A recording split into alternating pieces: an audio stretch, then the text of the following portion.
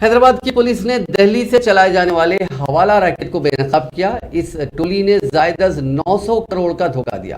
Police ने इस मामले में 10 रुकनी टोली को गिरफ्तार किया, जिनमें चीन और ताइवान के 2 बाशिंदे भी शामिल हैं। कमिश्नर पुलिस हैदराबाद सीवी आनंद ने प्रेस कॉन्फ्रेंस से खिताब करते हुए बताया कि शहर से ताल्लुक रखने वाले एक शख्स को ऑनलाइन इन्वेस्टमेंट के नाम पर ठग लिया गया। इस मामले की तहकीकात के दौरान पुलिस को पता चला कि यह रकम एक्स इंडिया टेक्नोलॉजी के नाम पर बैंक में जमा करवाई गई थी और यह अकाउंट चीन के जैक की हिदायत पर खोला गया था। पुलिस ने इस मामले की बारीक बीनी से तहकीकात करते हुए इन्वेस्टमेंट यानी सरमायाकारी के नाम पर लूट लेने वाली टोली को गिरफ्तार कर लिया।